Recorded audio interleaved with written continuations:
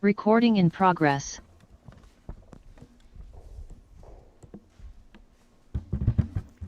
Please be seated.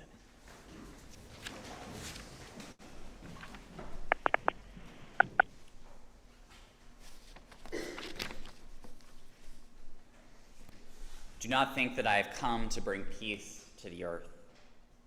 I have not come to bring peace, but a sword.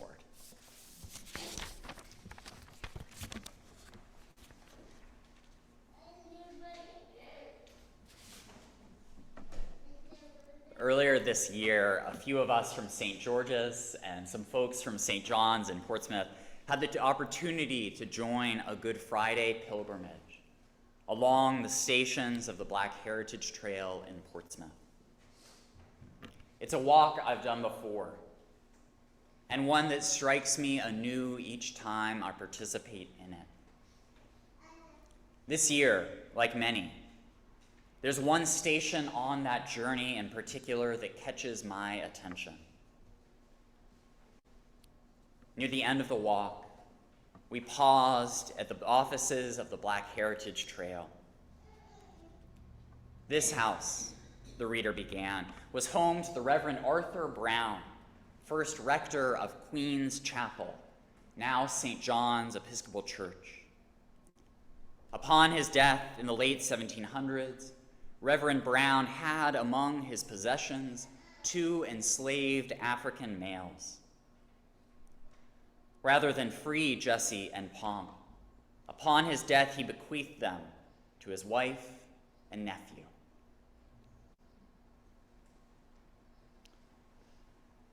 The fact that Arthur Brown was the first Anglican clergy person resident in New Hampshire and was also a slave owner brought home the fact that the legacy of slavery in our country is not limited to a particular geography or social class.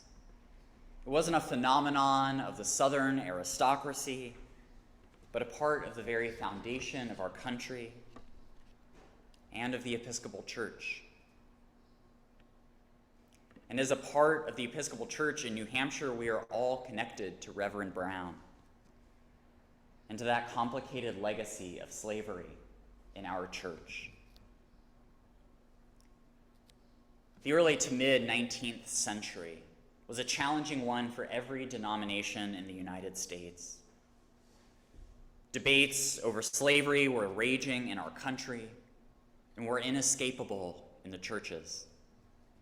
There was an abolition movement gaining hold across the North, and entrenched beliefs about the necessity of the institution across the South. The question of slavery in new states admitted to the Union was a hotly contested one that was threatening to fray and to tear apart the fabric of our nation.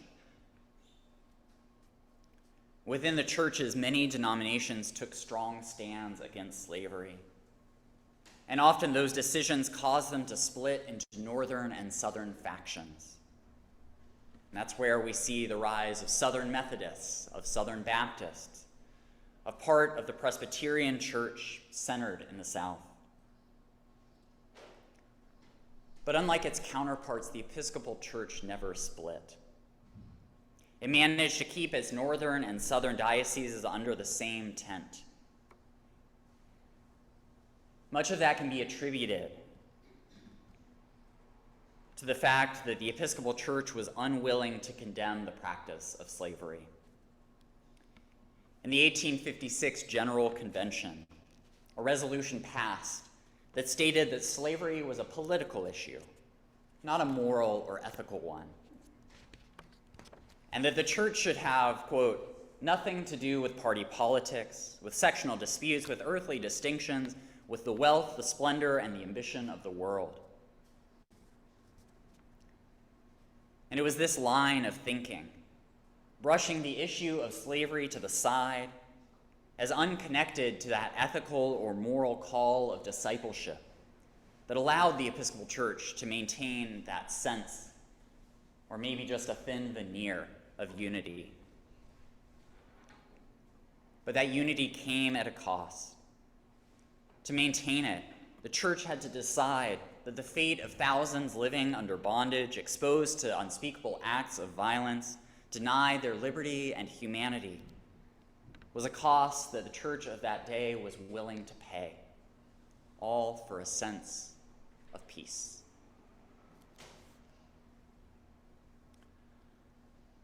I did not come to bring peace, but a sword. Our gospel reading today is part of Jesus' missionary discourse. These are the words that he gives to his disciples, along with what we heard last week, that includes some of the words that he would give them, the message, the commandments he would call them to carry out as he sent them to every corner of Judea. And today we hear this group of sayings that include some of the more challenging words that Jesus offered. Do not think that I have come to bring peace to the earth, he says. I have not come to bring peace, but a sword. And he goes on to detail how he will divide family members from one another, pitting daughter against mother, son against father, daughter-in-law against mother-in-law, and how he will make enemies of people in the same household. This is not gentle, nice Jesus.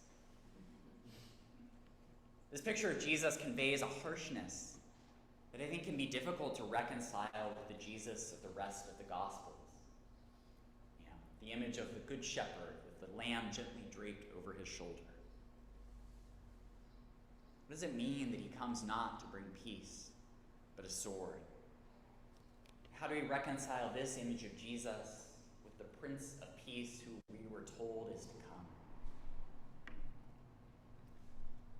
In a sermon on this very passage, the Reverend Dr. Martin Luther King Jr. noted that there are different kinds of peace. The most common definition is that to think of peace as an absence of conflict or tension. Makes sense. If there's no visible tension in a place, it must be peaceful. For King, this was just the kind of peace typified by 1950s and 60s America. It's the kind of peace present in the white suburban ideal of a single-family home with a white picket fence and the nice and pleasant neighborhood. But what King observed about this kind of peace was that it often comes at a cost often ignored by those who benefit from it. The kind of peace that he saw across America was one that plastered over the racial tensions simmering just beneath the surface. It was a peace that turned away from the suffering of Black people under the doctrine of separate but equal. It was a peace that subjugated parts of the population and forced them to live as second-class citizens. In King's telling, it is this kind of peace that Jesus came to upend. He didn't come to bring the kind of peace that the world knows, a peace that comes so often in the exploitation of a particular group or groups of people. But Jesus came with a sword of justice that would not stand for this kind of false peace. The true peace that the Gospels speak to is not one that is built on the backs of an exploited class. Rather, as King puts it, peace is not merely the absence of some negative force, war, tensions, confusion, but it is the presence of some positive force, justice, goodwill, the power of the kingdom of God. In short, true peace is not the absence of conflict. True peace is the presence of justice. Looking back at the Episcopal Church's refusal to speak out against the institution of slavery, it's this more robust understanding of peace that was missing. The choices they made to not risk alienating one another came at the expense of the lives and freedom of enslaved Black people. They chose the illusion of peace over the difficult work of justice. They opted for peace rather than the sword. When Jesus talks about dividing families from one another and pitting one person against another, he's shocking his disciples into realizing that following Jesus means not settling for that cheap kind of peace. It's not about going along to get along. But to follow Jesus means standing up for what God has told God's people to value: justice, freedom for the captive, liberty for all of God's people. It means putting those values above all other allegiances, even if that puts us at odds with the people closest to us. The Episcopal Church has come a long way in its commitment to a peace that is rooted in justice, rather than the absence of tension. I think of the Sacred Ground curriculum that a group of us here at St. George's participated in last year. We looked honestly and openly at the history of our country and our church and the places we have fallen short. But we did so with an eye towards how we move forward with a renewed commitment to God's justice. I think also of the partnership between the Episcopal Church of New Hampshire and the Black Heritage Trail, who have turned that rectory that once housed slaves into a home for advocacy for marginalized people, and to reclaim the stories of those on whose backs the false peace of our nation was built.